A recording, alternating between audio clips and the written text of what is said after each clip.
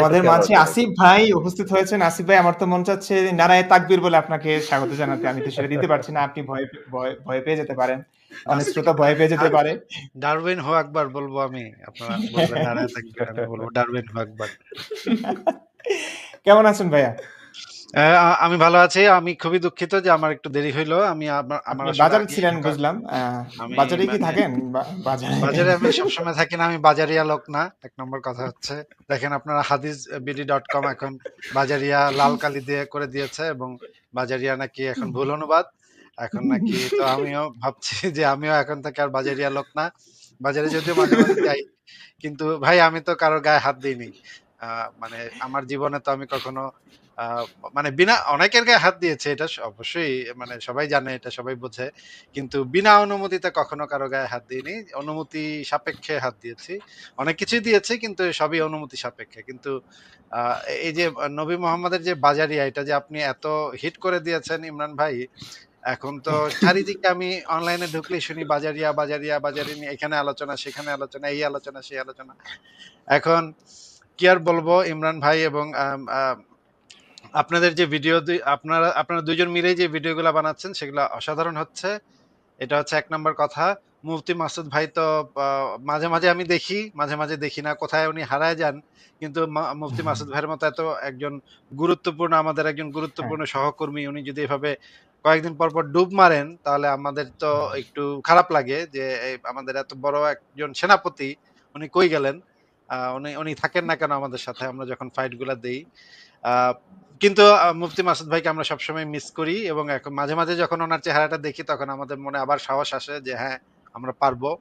আর আসাদ ভাই তো আছেনই। আসাদ ভাই তো আমাদের সবার মধ্যমণি এবং আমাদের যে আ আমাদের যে লেখক সাহেব আছেন ইমন না আপনার সরি আপনার নাম ইমন রেজা না?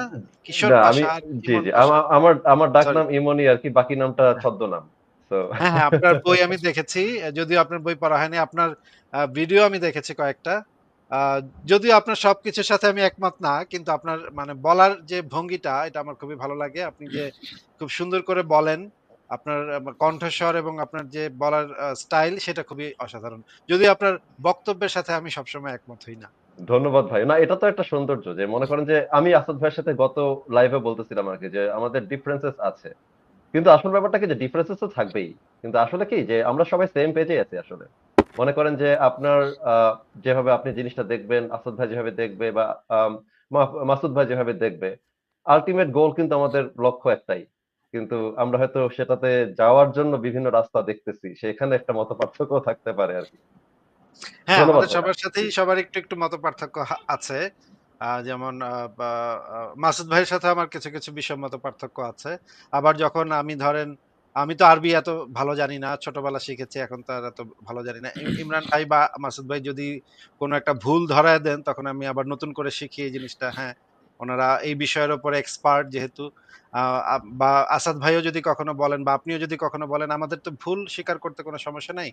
কিন্তু মানে বিষয়টা হচ্ছে যে দেখেন, আমরা কিন্তু আমাদের আ সাধারণ মানুষ আমাদের কিন্তু নানা ভালো দিক আছে, খারাপ দিক আছে। আমরা একজন আরেকজনের সমালোচনার মাধ্যমে আমরা এই জিনিসটা ওভারকাম করতে পারি।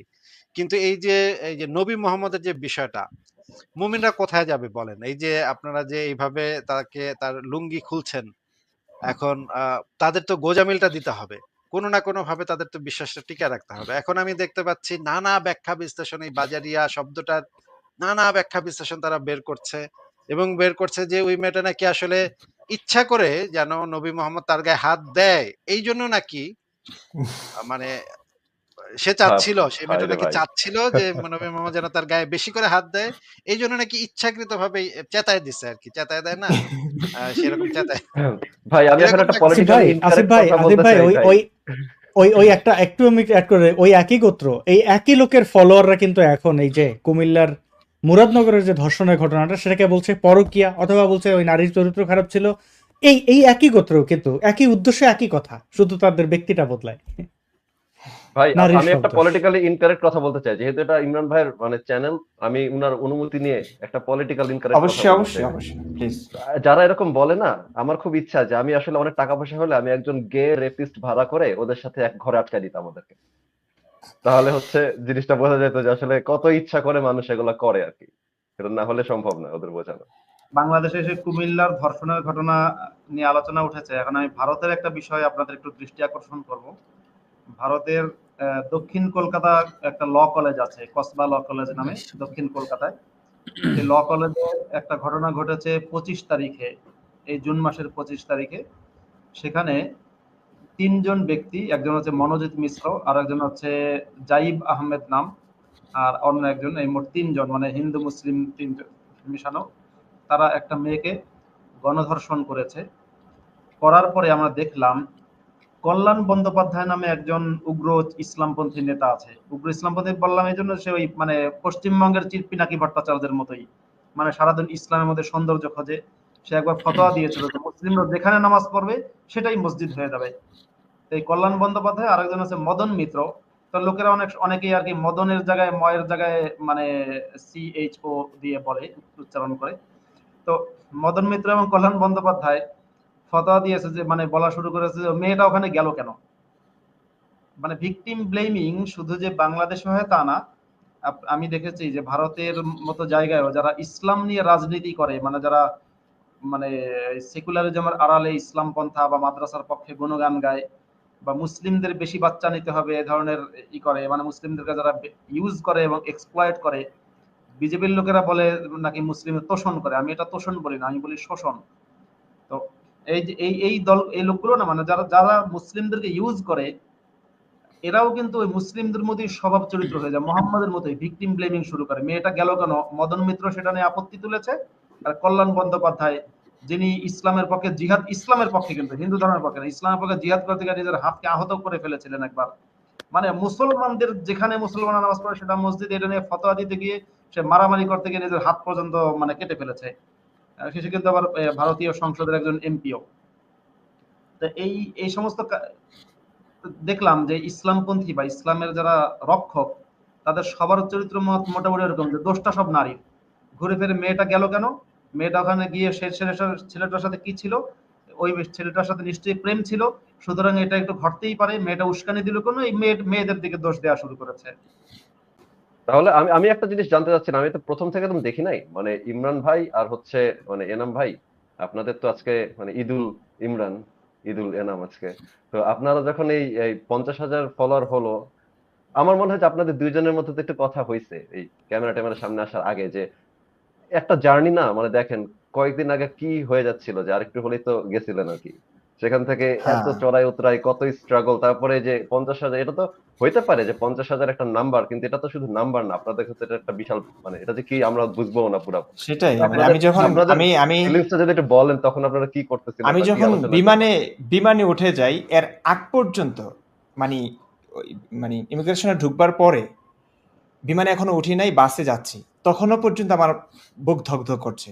এই বুঝি কোনো দাড়িওয়ালা কাউকে দেখে ফেললাম, সে আমাকে কোপটা দিয়ে ফেললো। মানে কি, জাস্ট মনে মনে ভাবছিলাম একবার বিমানে উঠি, বিমানে উঠলে তো নিরাপদ আমি জানি, মানে নতুন ইতিহাস গর্ব আমি তখনই, মানে আমি জাস্ট বেঁচে নেই। আমি আমার যে প্রশ্নের কারণে আমাকে মারতে চেয়েছি, প্রশ্ন একটা আমি মানে পুরো পৃথিবীর কাছে পৌঁছাবো, এর জন্য যা যা করা লাগে আমি তা করব। আমি এখন তো আসলে আমার এই কাজগুলোর জন্য তো আসিফ ভাই বুঝবেন যে কিন্তু ইমরান, এখান থেকে তুমি বিমানে উঠে নিরাপদে যে বাংলাদেশ ত্যাগ করতে পেরেছে, এর দ্বারা কিন্তু প্রমাণ হয় আল্লাহ নেই। কারণ হচ্ছে যে একটা কথা আছে না বাংলায়, যে যেখানে বান্দার খেলা শেষ সেখানে আল্লাহর খেলা শুরু।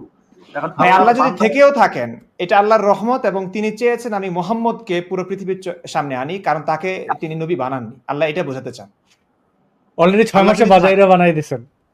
হ্যাঁ হ্যাঁ হ্যাঁ, না, উনি আমাকে এমন রহমত কেন করবেন যে তার নবীর ব্যাপারে আমি এই যে সবগুলো সত্য বলে ফেলছি। হ্যাঁ, এগুলো কিন্তু বলেছে আসিফ ভাইরা, সবসময় বলেছে। কিন্তু ওই যে আসিফ ভাইদের বেলার ক্ষেত্রে আমাদেরকে বলতো এরা নাস্তিক, এরা নাস্তিক হওয়ার জন্য, এরা নারীবাজি করবার জন্য এরা নাস্তিক হয়, এই কথাগুলো বলেই মানুষগুলোকে এই আসিফ ভাইদের মতো জ্ঞানীগুণী মানুষগুলো থেকে বিমুখ করতো। কিন্তু আমার ক্ষেত্রে তো সেটা পারেনি। আমি তো মনে করুন আলেম, আমি তো ভিতর থেকে উঠে আসা মানুষ, আপনি তো সেরকমই। তো এখন কি বলবে, আমি দাড়িগুলো ভাই কাটছি না, এখানে দাড়ি মানে জঙ্গি ভাই। একটা মেয়েকে একটু পছন্দ হলে যে পটাবো সেই সুযোগও নাই, মানে পুরোপুরি নারীর সংস্পর্শ থেকে, মানে পুরোপুরি নবী মোহাম্মদকে আমি ভিতর থেকে ভাই বাদ দিয়ে ফেলেছি। আমার ভিতরে তো একটা ভাই আপনি নবী মোহাম্মদ ছিল। আপনি দাড়িতে এইখানে যে তসবি জপে না, ওই তসবির পুঁতি থাকে, একটা পুঁতি এখানে মাঝখানে দিয়ে দেন, তাহলে রকস্টার হয়ে যাবে। জ্যাক এইখানে স্প্যারোর মতন, মানে ক্যাপ্টেন জ্যাক না ভাই, স্প্যারোর আমি মতন চাই অন্তত কতগুলা। মানুষ মানুষ বুঝুক যে আসলে আমরা কোনো স্বার্থে কেউ নাস্তিক হয় না ভাই। কারণ এই যে এত তাহলে জ্ঞানী একটা গুণী কাজ মানুষ করেন ভাই, এরা আপনি জি আমরা দেখি আসিফ ভাই জার্মানিতে দেখি তো ছোট ছোট শয়তান পাওয়া যায় কিনা, শয়তানের মূর্তি, মানে হুম। একদম ছোট ছোট কিন্তু খুবই প্রিমিয়াম, তাহলে পাঠাই দেন। দাড়ির মধ্যে 2-3টা শয়তান ঝুলিয়ে রাখলেন। অনেক হাজার থাকে তো দাড়ি, প্রত্যেকটা দাড়িতে তো কত হাজার নাকি থাকে ফেরেশতা 70,000 ঝুলতে থাকে। 70,000 ভাই। 70,000 ফেরেশতা। ফেরেশতারা ঝুলতে থাকে। তো ইমরান ভাই এবং হাফেজ হাফেজ, আপনার নামটা যেন কি আমি ভুলে গেছি, সরি। এনামুল হক। এনামুল এনামুল ভাই, হক, এনাম। এনামুল ভাই, আপনাদের দুইজনের যে এই যে অভিজ্ঞতা, আমি কয়েকটা জিনিস জানতে চাই যে এই যে মাঝখানে যে এনামুল ভাই আবার মাঝখানে একটা ধর্ষক বলে একটা শব্দ বলে ফেলছিল, পরে আবার আপনি বললেন যে এই চুপ থাক, জুতা দিয়ে পিটামু। এই ধরনের যে মজার যে জিনিসগুলো আপনারা কি একসাথে বানান নাকি কে লেখে এগুলো, এগুলো আমার একটু জানার ইচ্ছা। না, স্ক্রিপ্ট আমি লিখি। তো ওইটা আর কি একটু ইয়া করলাম, কারণ এভাবেই ভাবে মুমিনরা।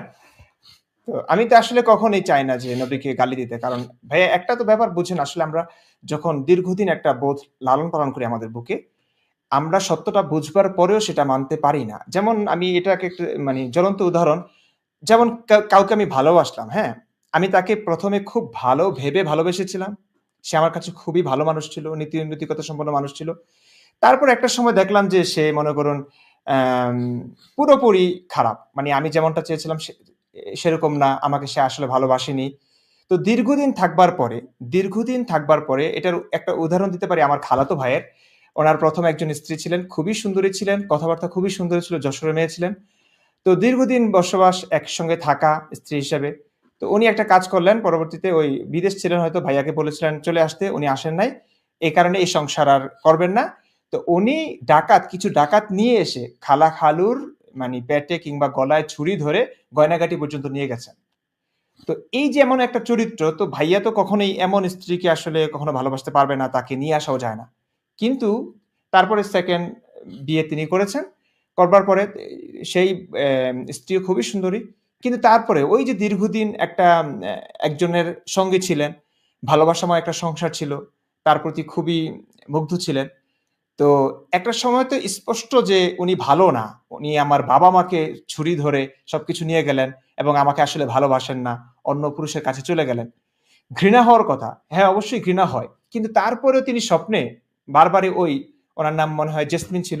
এই শব্দটা বারবার তিনি বলতেন। তো তখন আমি ভাবলাম যে ধর্মের ব্যাপারটা আসলে এরকমই। আমরা যখন ছোটবেলা থেকে নবী মুহাম্মদের ব্যাপারে এত ভালো কিছু শুনি, তার নামটা শুনলে আমাদের সাল্লাল্লাহু আলাইহি ওয়াসাল্লাম না বললে আমাদেরকে মারা হতো। তো এমন তারপরে প্রত্যেক নামাজে তো আমরা তার দরুদ ইব্রাহিম পড়ি, তার জন্য দোয়া করি। তো এমন একটা ব্যাপার যেখানে তার মানে তার নামটা নিলে আমরা শ্রদ্ধায় আমাদের শরীর নুয়ে আসে, হ্যাঁ? তো সেই মানুষটা সম্পর্কে আমরা সহিহ হাদিসের আলোকে রেফারেন্স সহ যখন বলছি, এই যে আমাকে যারা গালি দিচ্ছে, এই কারণে আমি খুব একটা এদের উপর রাগি না। কারণ আমি জানি সেইম অবস্থাটা আমারও ছিল ভাইয়া। যেমন আসিফ ভাইয়ের কথা আমি সংশয়.com এর লেখাগুলো পড়েছি ১ম। তারপরে এদের যুক্তিগুলো খন্ডিয়েছে কে? কে খণ্ডন করেছে? মুশফিকুর রহমান মিনার। আমি ভাইয়া তখন অনেকবারই বলেছি, এখনো বলছি, বিশ্বাস করুন এটা সত্য যে আসিফ ভাইয়ের সংশয়.com এর লেখাগুলো পড়ে আমি যতটা না সংশয়বাদী হয়েছি, এর চাইতে বেশি হয়েছি মুশফিকুর রহমান মিনার যে এর কাউন্টার দিয়েছে, গোঁজামিলগুলো দিয়েছে এগুলো পড়ে। এই কারণে আমি কখনোই বলি না যে আমাকে আসিফ মহিউদ্দিন ভাই কিংবা কোনো নাস্তিক আমাকে না সংশয়বাদী বানিয়েছে। আমাকে সংশয়বাদী বানিয়েছে আমাদের সম্মানিত আলেমদের গোঁজামিলগুলো। এই কারণে আমি বারবার বলছি, আসিফ ভাই আপনি তো মনে করেন নাকানি চুবানি দিতে ভালো লাগে মনে হয়, আপনি বলেন যে মুশফিকুর রহমান মিনারের সঙ্গে আপনি বসবেন। আমি কেন বসতে চাই না ভাই? আপনার হয়তো রিকোয়েস্টের কারণে আমি চাইছিলাম একটু বসতে। আমি চাই এজন্য বড় আলেমদের সঙ্গে বসি। মানে এদের গোঁজামিলগুলো অলরেডি আমার শোনা শেষ ভাইয়া। এরা কি বলবে, কোন কথার উত্তরে কি বলবে এগুলো শেষ, এগুলো সদুত্তর না, এগুলো গোঁজামিল। তা আমি চাচ্ছি বড় আলেমরা আসলে কি বলে, ওনাদের সঙ্গে বসলে একটু ভাল লাগবে আরকি। হয়তো আমি সদুত্তর পেতেও পারি, একটু নতুন কোনো কিছু পেতে পারি। সেই কারণে আমি বারবার বলছি। আমি তা যেটা আমি আপনাদের দুজনকে একটা অনুরোধ করতে চাই যে আপনারা যে এই যে এরকম যে ছোট ছোট স্যাটার, ছোট ছোট মজার জিনিস মাঝখানে ভিডিওর একটা স্ক্রিপ্টের মাঝখানে ছোট ছোট এরকম জিনিস যদি থাকে তাহলে কিন্তু এটা খুবই আহ, প- মজার হয়, ভিডিওটা খুবই মজার হয় এবং আচ্ছা, আচ্ছা। খুবই আমাদের দেখতেও খুবই ভালো লাগে। আমিও কয়েকটা স্ক্রিপ্ট লিখেছিলাম যে এরকম ভিডিও বানাবো বা নাটক বানাবো। যেমন ধরেন একটা আপনাদের বলি যে ওই টঙের দোকানে ২ লোক কথাবার্তা বলতেছে। একজন বলতেছে, "আরে সে তো একটা পেডোফাইল। আরে সে তো একটা লুচ্চা, সে তো একটা লম্পট, সে তো একটা ডাকাত।" আর চারদিক থেকে তৌহিদি জনতা চলে আসছে। "এই তুই আমার নবীরে ক ক কত্ত বড় সাহস তুই আমার নবীরে নিয়া কটূক্তি করলি?" আর মারধর শুরু করছে। কিছুক্ষণ পরে দেখা গেল সেই লোকটা মারধর থেকে বের হয়ে বলতেছে, "আমি তো বলতেছিলাম কলিমুদ্দিনের কথা। এরা আমার মারলো কেন?" ভাই ভাই স্ক্রিপ্ট গুলো করেন বুঝছেন, আমরা আমরা আরো আরো আরো কয়েকজন এই টিমে যুক্ত হচ্ছেন, তো তখন নাটকের জন্য যে ক্যারেক্টার দরকার ৫-৬টা ক্যারেক্টার সবই থাকবে, এবং তারাও এক একজন, আশা করি কি বলেন ইমরান বিন বশির, আপনার মতো এক একজন এক একটা জায়গায় জিনিয়াস হবেন আর কি, বুঝছেন আসিফ ভাই। ভাই অ্যাডাপ্টেশন বলে আসিফ না, ভাই, আমার ইচ্ছে কি জানেন, যে রুশ যত কৌতুক আছে অথবা এই যে যত সব এরকম স্বৈরাচার কৌতুক, আমার সবগুলোকে ইসলামে একটু কনভার্ট করার ইচ্ছা, সবগুলা কাজ করবে। হ্যাঁ, হ্যাঁ, অনেকগুলা কাজ করবে। এই রুশ মানে হ্যাঁ, আসিফ ভাই, আমি আমি ১-১.৫ বছর পরে যখন আমার কথাগুলো শেষ হবে আরকি। শেষ তো হবে না আসলে, ইসলামের যে অধ্যায়গুলো লুকিয়ে রেখেছেন আলেমরা, এগুলো আমার মনে হয় না ৪-৫ বছরে শেষ হবে। কিন্তু আমি এগুলো আগে একটু শেষ করতে চাই শুধু কথার মাধ্যমে। আপনি যেমন সংশয়.com এর বিরাট বড় একটা কাজ করেছেন। আমি মানে ওইটার মতো তো হবে না ভাইয়া, কিন্তু অধিকাংশ মানুষ এখন তো ভিডিওর যুগ। আমি চাচ্ছি যে মানে সংশয়.com এ আপনি যেগুলো লিখেছেন এগুলো পড়লে যথেষ্ট ভাইয়া, যথেষ্ট। আমি মনে করি যথেষ্ট। একজন মানুষের যদি আইকিউর মানে মানে 0.1% ও খরচ করে যথেষ্ট বোঝার জন্য। কিন্তু তারপরে ওই যে অনেক মানুষের কাছে তো এগুলো পৌঁছায় না। কারণ তারা বুঝেও না যে, আমার আম্মুই বলছিল, কয়, "তুই কোথায় এগুলো কি পড়িস? কই সংশয়.com, আসিফ মহিউদ্দিন এমনে, এমনে বলে, কয় দে তো।" এখন কিন্তু আমার আম্মুও আপনার আবার এগুলো বললে আবার সমস্যা কিনা? মানে দেখে, ভিডিওগুলো দেখে। তো আমি বলি যে, "আপনি আলেমদের ভিডিওগুলো আগে দেখবেন, তারপরে আসিফ মহিউদ্দিন ভাই উভয় পক্ষেরটা দেখেন। কে ভুল বলছে? আসিফ মহিউদ্দিন ভাই মানে যা বলবে সেটা তিনি কোরআন হাদিস থেকে দেখে, দেখে বলবে। সেইম আমিও এমনটা করছি। কিন্তু আলেমদের কাছে কি আপনি কখনো এটা বলেন যে, আপনি কোথা থেকে বললেন নবীর ব্যাপারে এটা? দেখান। রেফারেন্স দিয়ে বলেন। এটা কি তখন আলেমদের কাছে চান? চান না। ভাই তো এটা কিন্তু এটা সব জায়গাতে হয়। ইমরান ভাই মনে করেন যে হুজুররা যেরকম এটা করে, ধরেন যে মানে আমি এখন পড়াশোনা করতেছি, আমি পিএইচডি করার চেষ্টা করতেছি এখন। হ্যাঁ, আমি যখন একটা আমার ফিল্ড নিয়ে কথা বলি তখন আমার অনেক সাবধানে কথা বলতে হয়। কিন্তু দেখবেন যে ইউটিউবে অনেক মানুষের ভিউ হচ্ছে 1.5 মিলিয়ন। ওই প্লেন কেমনে উঠছে, মানে হেলিকপ্টার কেমনে উঠছে, ওনেও ভিডিও বানাই ফেলছে যে এমনি এমনি হেলিকপ্টার উড়ে। ও নিজে ওর কিন্তু কোনোদিন বোধহয় রেফারেন্স প্লেনে ওঠেও নাই। না, নিজে উঠবে সেটা ব্যাপার না, কিন্তু খেয়াল করে দেখেন ভাই, ভিউ কে বেশি পাবে। আমি যদি এখন এসব বলি, আমার কথায় কিন্তু ভিউ থাকবে না, অর্ধেক থাকবে জার্গন, অর্ধেক থাকবে রেফারেন্স, আমি পাবো 1000 ভিউ। কিন্তু ওই বেটা এসে গাঞ্জা যেটা মারবে ওর দেখবেন 2 লাখ ভিউ। তো এটা একই সাথে ধর্মের ক্ষেত্রেও প্রযোজ্য আর কি, মানে ওই পার্টি হ্যাঁ, হ্যাঁ। সবসময় থাকবে, কারণ বেশিরভাগ মানুষ আসলে এত টেকনিক্যালিটির মধ্যে ঢুকতে চায় না, একটু মজা চাই। কারণ আবার গান বাজনা হারাম, মানে মানুষ তত্ত্বটা দেখেন, গান বাজনা যেহেতু হারাম, এরা যাবে কই? ওয়াজে যায়, ওইখানে একটু মজা দেয়, ধরেন একটু মেয়েদেরকে 2টা গালি দেয়, হিন্দুদেরকে 2টা খারাপ কথা বলে, তো ভালো লাগে। ওরা কিন্তু ওখানে শিখতে যায় না। বা আহমদুল্লাহর ফ্যান কি মনে হয় আপনার ইসলাম শিখতে আসে? হয়তো 1% আছে, বাট মেজরিটি কিন্তু মজা নিতে আসছে। তো কেমনে ঠেকাবেন এটা? হ্যাঁ। আমাদের কাজ আমাদের করতে হবে। হুম। তা আসিফ ভাই, আপনি বলছিলেন যে ওই যে নাটকের মতো স্ক্রিপ্ট এরকম আমি কিছু অলরেডি বানিয়েছি, আছে, প্রকাশ করতে পারছি না। ওই নাটকে অভিনয় যারা করেছেন তারা বাংলাদেশে আছেন। তারা একটু ভয় পাচ্ছেন। এই কারণে, এবং এম এই এটা একটা খুবই সুসংবাদ, বড় একটা সুসংবাদ যে শীঘ্রই আমাদের মাঝে এম আরো ২-১ জন মানে আত্মপ্রকাশ করবেন। ওনারা নারী, মহিলা মাদ্রাসার। ঠিক আছে? মহিলা মাদ্রাসা। তো মাশাআল্লাহ। এটা না খুবই না, ভালো হবে। নারীদের আগে বোধহয় ওই মুফতি, আচ্ছা ঠিক আছে, এগুলো আমরা ব্যাগ ইয়েতে কথা বলে নেব।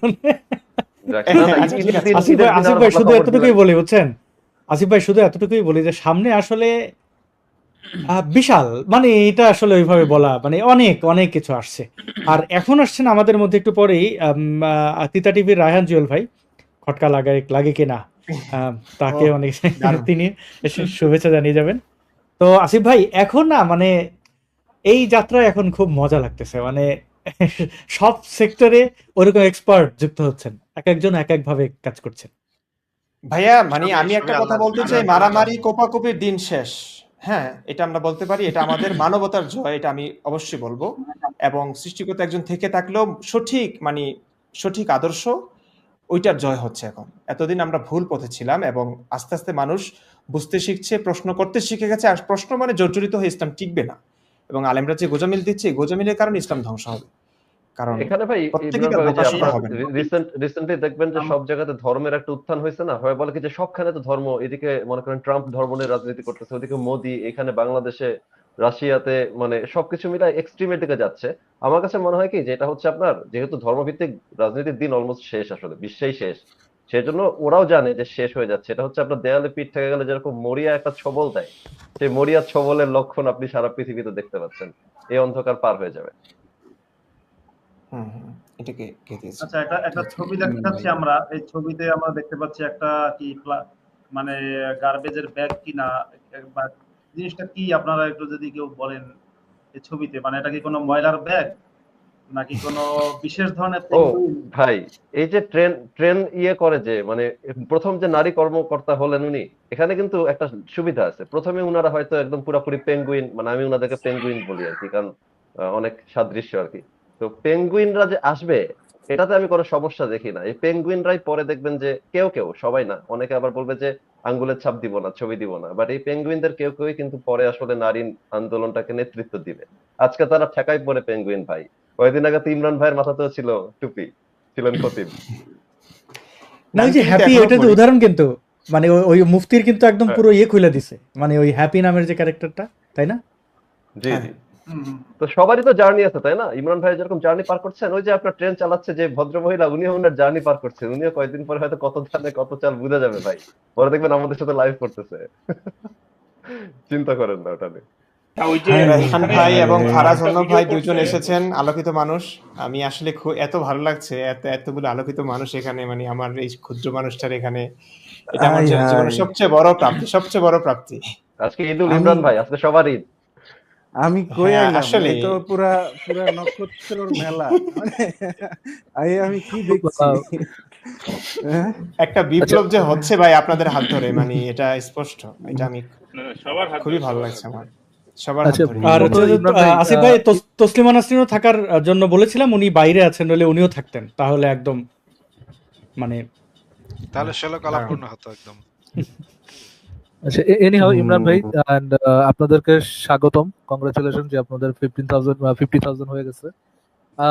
আশা করি আমরা নেক্সট সেলিব্রেশনটা 1 মিলিয়নে করতে পারবো। বেস্ট অফ লাক আপনাদের সবার জন্য। আপনারা যে ভিডিওগুলো বানাচ্ছেন অনেক ভালো হচ্ছে, আপনারা যে তথ্য দিচ্ছেন এবং পুরোটাই আপনাদের উপস্থাপনা থেকে শুরু করে এডিটিং, প্রথম থেকে শুরু করে শেষ পর্যন্ত যেভাবে আপনারা সবসময় পয়েন্টে থাকে, পয়েন্টে বের হন না, ভিডিওগুলো দেখে আমরা সবাই, ইনক্লুডিং আমরা সবাই এখানে উপকৃত হই। থ্যাংক ইউ আপনাদের এফোর্টের জন্য, অসংখ্য ধন্যবাদ। আশা করি আপনারা এই এফোর্টটা কমিয়ে দিবেন না, এই এফোর্টটা সবসময় চালু থাকবে। জি জি, অবশ্যই ভাই, আমি অবশ্যই নিবেদিত প্রাণ একজন সৈনিক, একদম মূল ইসলাম প্রচারকারী। এন্ড আপনার যে ফ্যান্টাসি, সেই ফ্যান্টাসিটাও আশা করি একদিন পূর্ণ হবে, একদিন আহমদুল্লাহ সাহেবের সাথে আপনার একটা ডিবেট আমরা দেখতে পারবো। এই আশাটাও আপনার পূর্ণ হোক, আমরা এই প্রত্যাশাও করি। ভাই পরিস্থিতি যেদিকে যাচ্ছে, ডিবেট না হয়ে দেখা যাবে যে ওনারা কোলাবোরেশন করতেছেন কোনো একদিন, আহমদুল্লাহ ভাই আর হচ্ছে ইমরান ভাই একসাথে বসে বিভিন্ন জীবন, ওরা কি কোলাবোরেশন শব্দটা বুঝবে নাকি গলাটা বুঝবে আগে, কোনটা? আপাতত অতটুকুই বুঝবে ভাই, পরে বাকিটা বুঝলেও হবে। ওই যে মাসুদ ভাই, মানে ভদ্র মহিলা দেখাচ্ছিলেন, একজন পেঙ্গুইন ট্রেন কন্ট্রোল করতেছে, তো ওই ব্যাপার হবে আর কি। রাহানজুল ভাই একটু বলেন, আপনার কি খটকা লাগে এত মানুষকে দেখে?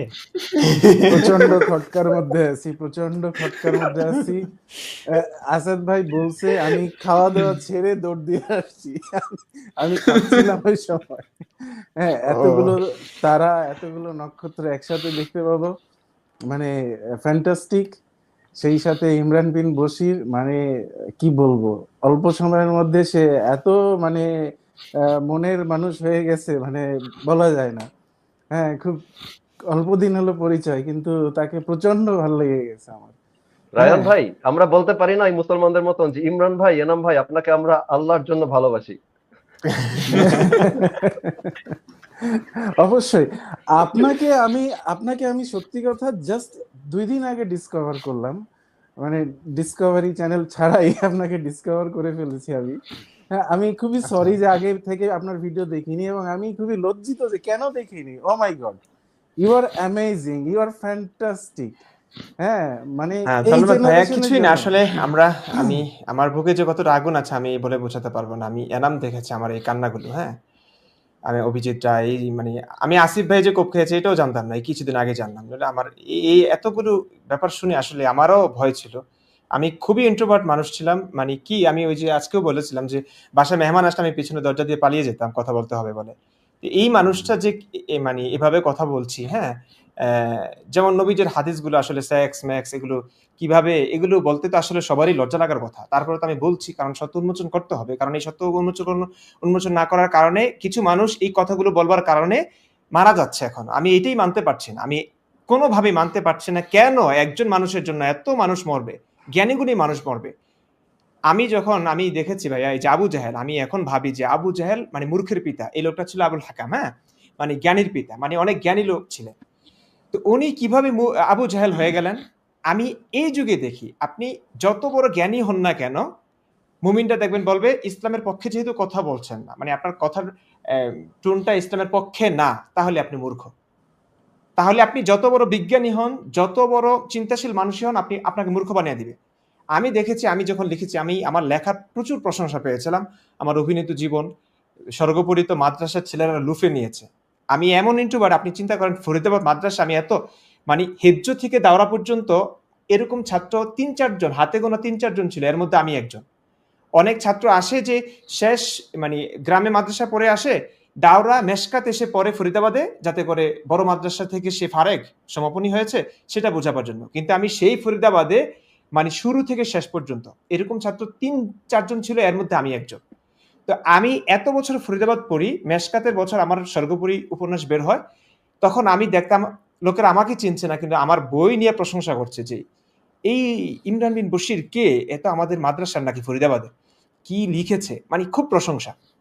তা আমার এটা খুব ভালো লাগতো। এই কারণে আমি আসলে ঘটা করে নিজের পরিচয় দিতাম না। একবার লাইব্রেরিতে গেছি, একটা মেয়ে আপাতবস্তু বোরকা পড়ুয়া, ওই ঢালকানগর মাদ্রাসা ওখানে ছিল ফরিদাবাদের পাশে, ওখানকার একটা মেয়ে সম্ভবত। আমি লাইব্রেরিতে গিয়ে আমি আমার বই নিয়েই মানে লাইব্রেরিয়ানদের সঙ্গে কথা বলতে বলছিলাম। তো ওই মেয়েটা বলে যে স্বর্গপুরী এই লেখকের আর কোনো বই আছে, মানে অলরেডি একটা স্বর্গপুরী নিয়েছে, সে আমার আরো বই চাচ্ছে, মানে সে এতটাই অভিভূত। তো বললো যে এই লেখকের আরো কোনো বই নেই। পরে ওই লাইব্রেরিয়ান আমাকে বলছে এই তো ইমরান বিন বশির, এটা বলতে চেয়েছিলাম। পরে আমি ইঙ্গিত দিলাম যে না, এটা বলবেন না। মানে এই যে মানে লুকিয়ে চুরিয়ে থাকাটা, এটা অনেক ক্ষেত্রে মানে আমাকে অনেক আনন্দিত করেছে এবং মোটিভেটেড করেছে আমাকে। কারণ ইমরান আমার ভাই, সামনেই আমি এই আমার লেখালেখিটা কিন্তু আসলে একটু ইন্ট্রোভার্টরাই করে। আমি যেটা চিন্তা করি, যারা সৃষ্টিশীল, মনে করেন যারা অনেক পারফরমেন্স করতে পারে, লেখালেখি কিন্তু হ্যাঁ পারফরমেন্স হ্যাঁ আর্ট না। দেখবেন যে আমাদের মধ্যে শাইনেস, আমরা ইন্ট্রোভার্ট ছিলাম থেকে কিন্তু আমরা কলম বা কিবোর্ড নিছিলাম, ঠেকাই হ্যাঁ পরে হ্যাঁ আজকে ক্যামেরার সামনে আসতে হচ্ছে আর কি। আমি তো আপনার আমি ভাইয়া যেটা বলছি, আমি দেখলাম আমার যে ফ্যান, মানে আমার পাগলা, মানে আমার লেখার খুব প্রশংসা করতো, আমি খুব চিন্তাশীল, আমি অনেক কিছু করতে পারবো ইসলামের জন্য, ইসলামের খেদমত, হ্যাঁ এই বিশ্বাসটা ওরা করতো। সেই মানুষগুলো আমার যখন আত্মপ্রকাশ হলো, আমি কিছু প্রশ্নই তো করেছি, তাই না? এখন আমাকে বলছে এই মূর্খ এটা।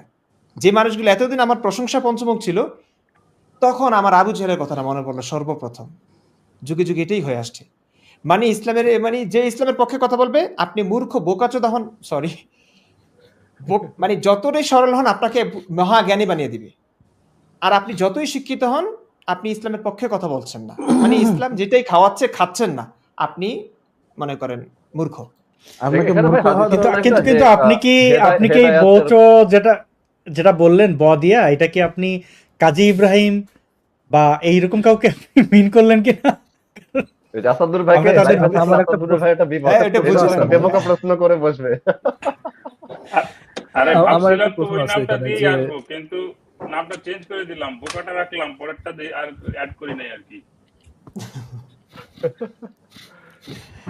আচ্ছা, আমি একটা কোশ্চেন করি এখানে। কি জানি বললেন যে লেখালেখি শুধু ইন্ট্রোভার্টরা করে, আপনি কি বলতে চাচ্ছেন, যিনি বলছেন আপনি কি বলতে চাচ্ছেন মোহাম্মদ একটা ইন্ট্রোভার্ট ছিল?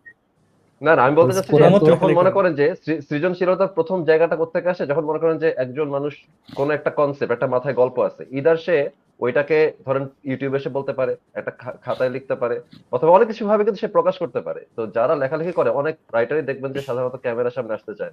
এই যে ইমরান ভাই যখন বলতেছিলেন এরকম গেছে ঢাকার মধ্যে মনে করেন যে যেসব লেখকদেরকে আমি চিনতাম, আপনি পার্সেন্টেজ হিসাব করলে কিন্তু বেশিরভাগই ইন্ট্রোভার্ট, তারা হ্যাঁ আসতে হ্যাঁ চায় না, আ- কথা না বলতে ঠিক আমিও চায় না। আছে, দেখে বাট কোরআন তো আমিও তো দেখেছি। আলটিমেটলি আমি মোহাম্মদের না লেখা, ফারাজ ভাই আপনার সাথে মোহাম্মদ একমত না। ইন্ট্রোভার্ট ছিল না। ফারাজ ভাই, না ফারাজ মোহাম্মদ ভাই কোরআন ফারাজ লেখে ভাই নাই ভাই। মোহাম্মদ তো মোহাম্মদ ভাই তো কোরআন কোরআন চুরি লেখে নাই, এর হ্যাঁ। ওর কাছ থেকে নিছে। মানে এখনকার যুগে মোহাম্মদ জন্ম হইলে দেখতে যে সিডি ওই যে পাইরেটেড করে না, ওই সিডি কপি পাইরেট পেস্ট করে করে কপি পেস্ট। বেচতেছে। না, এটা না একটা ভালো তাছাড়া ডিসকাশন, মোহাম্মদ কিন্তু হইতে ওয়েল, পারে যে ছিল মোহাম্মদ ইন্ট্রোভার্টেড ছিল, কারণ উনার যে না মোহাম্মদ ট্রান্সফরমেশনটা ইন্ট্রোভার্ট দেখেন, ছিল। উনি আমি আমি উনি যে আমি শুরু এটাই করছে বলতে চাইছি। হ্যাঁ, একদম মোহাম্মদ কিন্তু ছোটবেলা থেকে শুরু শুরুতে হয়েছে। হুম হুম। নবী হওয়ার আগ পর্যন্ত মোহাম্মদ কিন্তু ইন্ট্রোভার্ট ছিল। এবার যখন খাদিজা মোহাম্মদকে নবী বানিয়ে দিল, শব্দটা আমি আবার রিপিট করছি, যখন খাদিজা মোহাম্মদকে নবী বানিয়ে দিল, তারপর থেকে আর কি মোহাম্মদ তার ধর্ম প্রচারের স্বার্থে ইন্ট্রোভার্ট না হয়ে সে এক্সট্রোভার্ট হয়ে গেছে। কিন্তু তার আগ পর্যন্ত মোহাম্মদ কিন্তু ইন্ট্রোভার্টই ছিল। লোকদের সাথে বেশি মিশতো না, ধ্যান করতো, হেরা গুহায় হুম। পাহাড়ের চিপার মধ্যে গিয়ে বসে থাকতো। ইন্ট্রোভার্টই ছিল মোহাম্মদ। হ্যাঁ, কিছু এবং মানুষ ভাই আসিফ ভাইয়ের ভাই কাছে আমার ভাই একটা কখনো প্রশ্ন। কখনো ইন্ট্রোভার্ট এক্সট্রোভার্ট হয়, অ্যাম্বিভার্ট বলে যাদেরকে, কখনো ইন্ট্রোভার্ট কখনো এক্সট্রোভার্ট হয়ে যায় পরিস্থিতি সাপেক্ষে, এই ওইরকম আমার হয় মনে বিষয়। হচ্ছে এই টার্মগুলো একটু মানে আসিফ প্রশ্নহীন আর কি, যে ঠেকায় পড়লে সবাই এক্সট্রোভার্ট, ঠেকায় না ইন্ট্রোভার্ট পড়লে শুধু সবাই নারীদের ক্ষেত্রে ইন্ট্রোভার্ট না আর কি, উনি ইন্ট্রোভার্ট শুধু নারীদের ক্ষেত্রে ছাড়া। ওইখানে একটু আচ্ছা আসিফ ভাই, প্রযোজ্য। আপনাকে একটা শুধু প্রশ্ন করি। এই যে মুফতি মাসুদ ভাই বললেন না যে খাদিজা, এটা আমরা ইতিহাসের ইসলামের ইতিহাস যতটুকু পড়ছি, খাদিজার একটা বিশাল ভূমিকা। এবং খাদিজার হাতে তৈরি মোহাম্মদ এখন বর্তমান বাংলাদেশের প্রেক্ষাপট যদি ইসলামিকদের চিন্তা ভাবনা থেকে বলি, তাহলে তারা অনেককে সুগার মাম্মি সুগার ড্যাডি বলে, কিন্তু প্রকাশ্যেই বলে। অনেক কন্টেন্ট ক্রিয়েটরদের বয়স নিয়ে তারা গালাগালি করে। নবীর ক্ষেত্রে এইটা কেন মুসলমানরা জানে না যে নবীরে তৈরি করলো যে খাদিজা, তিনি তো মোহাম্মদকে এক প্রকার সুগার মাম্মি হিসেবেই মোহাম্মদকে রেখেছিলেন। বয়সে ছোট, অর্থবিত্ত নাই, কিছুই নাই, প্রথমে ম্যানেজার থেকে তাকে বিয়ে করে নিল। তো এই চূড়ান্ত সত্যটা মুসলমানরা কেন ইগনোর করে? ধরেন এইটা আমি যদি হই, মানে আমি তো ওই ওই জায়গা তো আমার দুর্বলতা, আমি তো ওই জায়গায় বলবো না। মানে তারা এই কাজটা কেন করে, আপনার কি মনে হয় ভাই? প্রথম কথা হচ্ছে যে এই যে মোহাম্মদ সম্পর্কে যেটা বললেন, হ্যাঁ মোহাম্মদ তো প্রথম জীবনে ইন্ট্রোভার্টই ছিল, মোটামুটি ইন্ট্রোভার্টই ছিল, কিন্তু তার কিছু সাইকোলজিক্যাল প্রবলেমও ছিল। সাইকোলজিক্যাল প্রবলেম গুলা সে আসলে তার ওয়াইফের সাথেই শেয়ার করতো, এবং তার ওয়াইফ ছিল যেটা আপনারা জানেন, কিন্তু যারা সাধারণ দর্শক তারা হয়তো অনেকে জানেন না যে খাদিজা ছিল এই যে ওয়ারাকা বিন নওফেলের তো বোন, দুঃসম্পর্কের বোন, বা কাছের সম্পর্কেরই বোন। তো ওয়ারাকা বিন নওফেল ছিল সেই সময়ের অত্যন্ত গুরুত্বপূর্ণ স্কলার, বাইবেল স্কলার, বাইবেলের উপর স্কলার। সে বাইবেলের বিভিন্ন গল্প টল্প জানতো, এই নবীদের কথা, ইব্রাহিম এই টাইপের নবীদের কথা টথা জানতো। তো সেই ব্যক্তির সংস্পর্শে খাদিজা সবসময় ছিল। যদিও খাদিজা যে খ্রিস্টান ছিল কিনা এই বিষয়ে নিশ্চিতভাবে জানা যায় না, কিন্তু টেক্সট গুলা পড়লে মনে হয় যে তার খ্রিস্টান হওয়ার সম্ভাবনা ছিল, বা খ্রিস্টানিটির কাছাকাছি, তার চিন্তা ভাবনা খ্রিস্টানিটির কাছাকাছি ছিল। এখন এই জিনিসটা যদি আমরা হিসাব করি, এবং পরবর্তীতে মোহাম্মদের যখন সাইকোলজিক্যাল প্রবলেম গুলা দেখা দিল, তখন মোহাম্মদকে খাদিজা বলা শুরু করলো, আরে না তুমি টেনশন নিও না, তোমার সব ঠিক আছে। এটা তো সবসময় মানে আমারও যদি অনেক সময় হয়, সাইকোলজিক্যাল হয়, তখন আমার বউ আমাকে একটু সান্ত্বনা দেয়, আরে না তুমি তো অনেক ভালো, তুমি তো অনেক মানে এটা সেটা, এগুলা বলে আমাকে সান্ত্বনা দেয়। এটা স্বাভাবিকভাবেই পার্টনার সবসময় এইভাবেই একজন আরেকজনকে সাপোর্ট করে, সান্ত্বনা দেয়। যদি আমি ভয় পাই, কোনো কিছু দেখে ভয় পাই, তখন আমাকে বলে, আরে না তুমি তো অনেক সাহসী। আমি আমার ছেলেকেও যেটা বলি, আমার ছেলে একা একা যদি একদিন ভূতের সিনেমা দেখলাম, সে একা ঘুমাইতে ভয় পাচ্ছে, তার রুমে এসে ঘুমাতে ভয় পাচ্ছে, আমি তখন তাকে বললাম, আরে না তুমি তো বিরাট সাহসী, তোমার কাছে কোনো ভূত আসতে পারবে নাকি, আসতে তুমি মেরেই দিবা তাকে। এইভাবে খাদিজাও মুহাম্মদকে একটু সাহস দিত, আরে না তুমি তো অনেক ভালো মানুষ, তুমি তো অনেক গরিবদের সাহায্য করো, এটা করো সেটা করো, না তোমার কাছে কোনো খারাপ কিছু আসতেই পারে না। তারপরে এই যে বোকা ইমরান ভাই যে কথাটা বললেন, যে শুরুর যে পড়ো তোমার প্রভুর নামে, এটা নিয়ে তো একটা বিরাট খটকা, যে এই যে পড়ো কেন, তাই না, পড়তে হবে কেন? আর মোহাম্মদ জিব্রাইলকে কি এটা আল্লাহ বইলা পাঠায় নাই যে তুই মানে এমন নবীর কাছে যাইতেছিস, এবারে মূর্খ, এটা মানে অশিক্ষিত মূর্খ, এবারটার কাছে যাচ্ছিস, এটা কি আল্লাহ বলে পাঠাবে না জিব্রাইলকে? এটা কেন ইনফরমেশন মিসিং কেন? তো জিব্রাইল কিছু না জেনেই চলে আসছে মানে নবীর কাছে ওহী নিয়ে। এখন এটা নিয়ে আবার শিয়াদের ভিতরে একটা সেক্ট সেক্ট আবার বলে যে আসলে নাকি ওহি পাঠাইতে চাইছিল আলীর কাছে, ভুল করে মোহাম্মদের কাছে চলে গেছে। এটা নিয়েও বিরাট একটা গন্ডগোল আছে, হ্যাঁ? তো পরে মোহাম্মদের কাছে যখন আসছে তখন মোহাম্মদ তো ভয় পেয়ে খাদিজার কাছে গিয়ে বলছে যে আমাকে তো এই ভয় পাইছি, যে কি যেন দেখছি আমি। এরকম কিন্তু ঘটনা আমাদের গ্রাম দেশে প্রচুর আছে। মানুষজন অনেক কিছু দেখছে। রাতের বেলা কোথাও ধ্যান করতে গেছে বা ঘুমাইতে গেছে, গাঞ্জা খাইতে গেছে, অনেক কিছু দেখে-টেখে বাসায় ফিরছে। এখন এরকম দেখলে যেটা হয় সাধারণত যে পার্টনার সে তাদেরকে বুঝায় যে, "আরে না, তোমার কিচ্ছু হয়নি, তুমি সব ঠিক আছে।" তো এইখান থেকে পরিষ্কারভাবে বোঝা যায় যে খাদিজা তাকে সান্ত্বনাই দিছিল, কিন্তু মোহাম্মদ বেচারা সেটাকে সিরিয়াসলি নিয়ে নিছিল। সিরিয়াসলি নিয়ে সে বেচারা নিজেকে নবী ভাবা শুরু করে দিছিল, এবং তখন সে এখন একটা এই যে ফারাজ ভাই যে বললেন একটা কথা যে ইন্ট্রোভার্টরা কিন্তু মানে পারভার্টও হইতে পারে। এটা কিন্তু ইন্ট্রোভার্টের সাথে কিন্তু পারভার্সনের কোনো ইয়া নাই। মানে এমন না যে ইন্ট্রোভার্টরা পারভার্ট হইতে পারবে না। ইন্ট্রোভার্টরা পারভার্ট হয়, কিন্তু ইন্ট্রোভার্টরা ইন্ট্রোভার্ট হিসেবেই তাদের পারভার্সনের কাজটা চালায় যেতে চায়। বা লুকায়, লুকায় সেই কাজগুলা চালায় যেতে চায়। এটার সাথে এটার কোনো সরাসরি আ বৈপরীত্য সম্পর্ক নাই আসলে। বিপরীতমুখী না এই জিনিসটা। তো আমি যেটা বলতে চাচ্ছি যে মোহাম্মদ সেই সময়ে যে জিনিসটা মানে ভাবছিল যে তার উপরে নিশ্চয়ই হইটহি নাজিল হবে বা কিছু একটা হবে। এই জিনিসটা বর্তমান সময়ে আমরা যদি দেখি যে এই যে সুগার মামির যে ঘটনাগুলো আমরা দেখি, আ এই যে আমরা আসলে মজার ব্যাপার হচ্ছে প্রত্যেকটা জিনিসই না কয়েকটা দিন পর, পর আমরা দেখি একেকটা জিনিস নিয়ে আলোচনা শুরু হয়। এই যে যেমন ধরেন হুমায়ূন আহমেদ শাওনকে বিয়ে করছে। এটা নিয়ে বাংলাদেশের অনলাইন জগতে তোলপাড়। এখন শাওন যদি প্রাপ্তবয়স্ক হয়ে থাকে তাহলে তো এখানে মানে কারোর এটা ব্যক্তিগত ব্যাপার। কারোর কিছু বলার নেই। প্রাপ্তবয়স্ক হয়ে থাকলে তো আমাদের মাথা ব্যথা থাকার কথা না। ২ জন একজন বয়স্ক পুরুষ যদি একজন কম বয়সী মেয়েকে বিয়ে করে, কম বয়সী মেয়েটা যদি প্রাপ্তবয়স্ক হয় তাহলে তো আমাদের সেখানে বলার কিছু থাকে না। কিন্তু এটা নিয়ে বিরাট হাউকাউ। এটাও আমি দেখলাম যে মোহাম্মদের জীবনের সাথে মেলে। তারপরে এই যে সুগার মামি যে এখন বের হচ্ছে সেটাও দেখলাম মোহাম্মদের সাথে মেলে। এখন বাংলাদেশে যে সমস্ত ঘটনা ভাইরাল হয় এবং যেগুলা নিয়ে মুমিনরা প্রচন্ড রকমের দেখায়, মানে জোশ দেখায় যে আরে এই মেয়ের চরিত্র খারাপ, এই লোকের চরিত্র খারাপ, এগুলো বলে। এই প্রত্যেকটা জিনিস আমি দেখি মোহাম্মদের জীবনে একটা না একটা খুঁজে পাওয়া যাবেই। আপনি মানে আল বিদায়া ওয়ান নিহায়া গ্রন্থটা ভালো করে পড়েন। মানে পৃথিবীর যত আকাম-কুকাম আছে সবগুলার একটা না একটা আপনি খুঁজে পাবেনই। যত ঘাঁটবেন, যত এই বইটা ভালোভাবে পড়বেন, কোথাও না কোথাও এটা খুঁজে পাবেনই। এই যে যেমন ধরেন আ মেয়ের গায়ে হাত দেয়া। এটা দরকারটা কি ছিল ভাই? তোমার বাসায় এতগুলা বউ আছে, হুম? দাসী আছে। তুমি দাসীর সাথে করতেছো, বাসায় এতগুলা বিবি। যাকে ভালো লাগতেছে তাকে আবার মানে বিয়ে-টিয়ে করতেছো। তারপরে আবার বাগান বাড়িতে গিয়ে আরেক মেয়ের গায়ে হাত দেয়া। দরকারটা কি ভাই? এত তুমি এখন এখানে আরেকটা জিনিস আছে। একটা জিনিস আমি এখানে এই লাইভে বলে দিই। না, ২ টা জিনিস আমি একটু বলতে চাই। যেহেতু আপনারা আছেন এবং এই লাইভটা অনেকে শুনতেছে। ২ টা জিনিস আমি বলতে চাই। যে আমি একটা জিনিস ভুল বলছিলাম অনেকদিন আগে আমার একটা লাইভে। সেই জিনিসটা একটু কারেকশন করে দিই। কয়েকদিন আগে কারেকশন করছি যে একবার কাবার মেরামত কাজ চলতেছিল। কাবার মেরামত কাজ চলার সময় মোহাম্মদ লুঙ্গি পরা লুঙ্গি মানে সেই অঞ্চলের লুঙ্গি আরকি। বাংলাদেশের লুঙ্গি না। সেটা এক কাপড় দিয়ে পরে আরকি। মানে লাগানো থাকে না। ওই ২ পাশটা লাগানো থাকে না। একটা কাপড় এভাবে পেঁচায়। তো মোহাম্মদ লুঙ্গি পরে করতেছিল, সাহায্য করতেছিল কাবার মেরামত কাজে। তখন তার চাচা তাকে বলল যে, "তুমি লুঙ্গিটা খুলে কাঁধের উপর রাখো, গরম লাগতেছে অনেক। না তো পাথরের ঘষাতে তুমি ব্যথা পাবা।"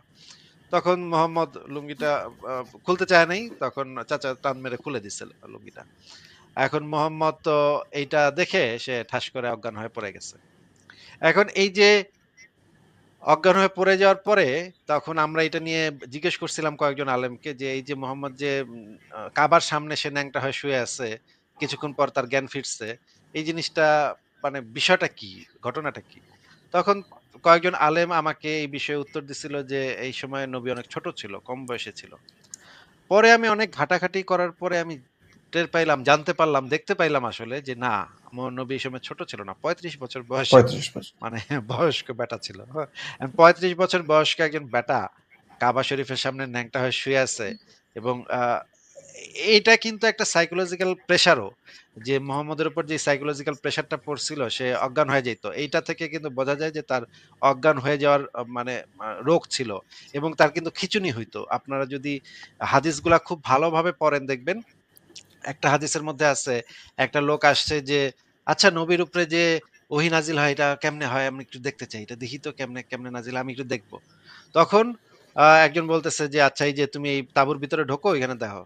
সে তাঁবুর ভিতরে দেখতেছে তাঁবুটা এইভাবে কাঁপতেছে, হ্যাঁ? আরে কি ব্যাপার? এবং ঘর করে উটের মতো শব্দ হইতেছে। উট যেভাবে ঘর শব্দ করে সেভাবে শব্দ হইতেছে। তখন ভিতরে দেখে যে নবী ঘর করে শব্দ করতেছে উটের মতো। এখন সে বলতেছে, ও তার মানে এখন ওহী নাজিল হচ্ছে।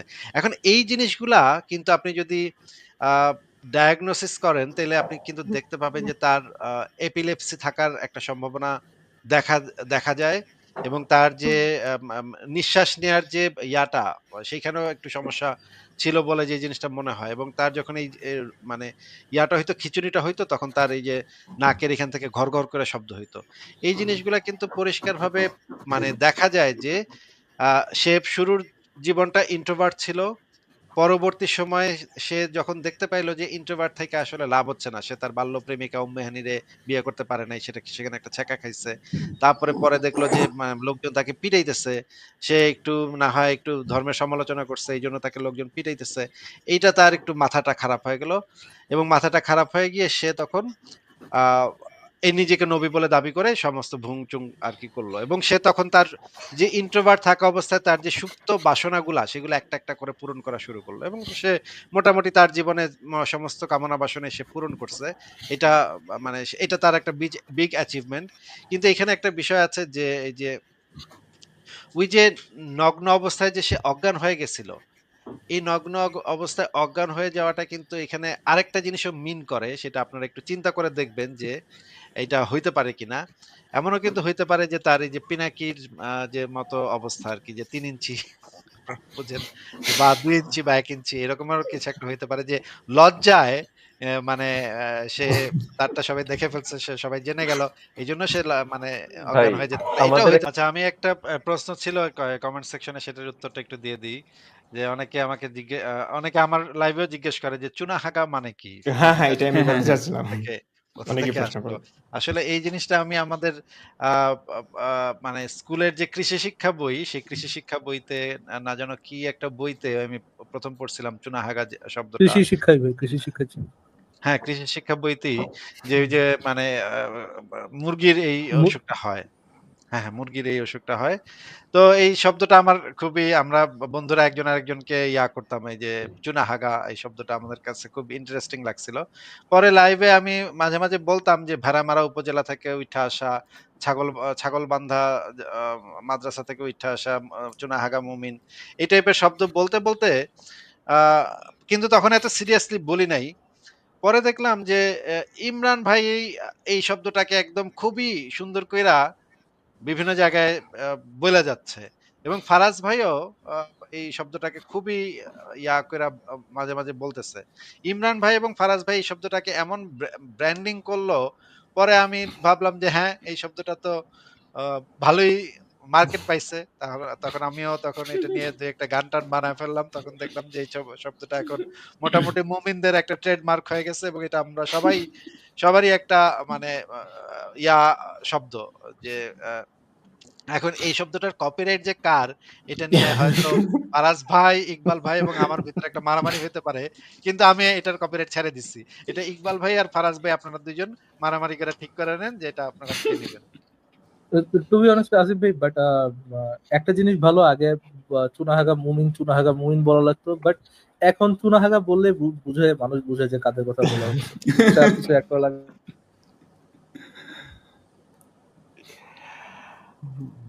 আমরা এখানে কতগুলো মানুষ আছে, আমার ভীষণ ভালো লাগছে আসলে, এবং আমি খুবই অনুপ্রাণিত যে এতগুলো, এই যে ফারাজ অর্ণব ভাই, উনি তো মনে হয় মুমিনদেরকে ভয় পান, এই জন্য সামনেই আসছেন না, এবং বোকা ইমরান তিনিও আসছেন না। আমরা যারা আছি চেহারা দেখাচ্ছি সবাই স্মার্ট, এবং ফারাজ অর্ণবের কথা শুনে আমার এত ভালো লাগে, কণ্ঠটা এবং কথা বলার স্টাইল সবকিছুই খুবই মুগ্ধ করে আমাকে।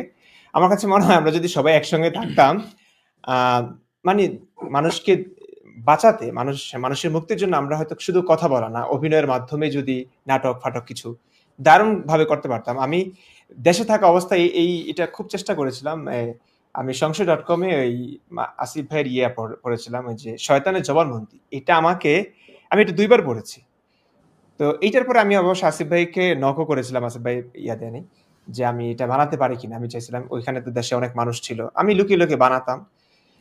এটা মানে অনেকেই হয়তো পড়েছেন, আমি অনেককে দিয়েছিলাম পড়তে, কিন্তু আমি চাচ্ছি যে এটা মানে অভিনয়ের মাধ্যমে, নাটকের মাধ্যমে যদি মানুষের কাছে আনতে পারি আমার খুবই ভালো লাগবে। আমি এবং যখনই নাটক শুরু করব আমি মনে হয় এটা দিয়ে শুরু করব।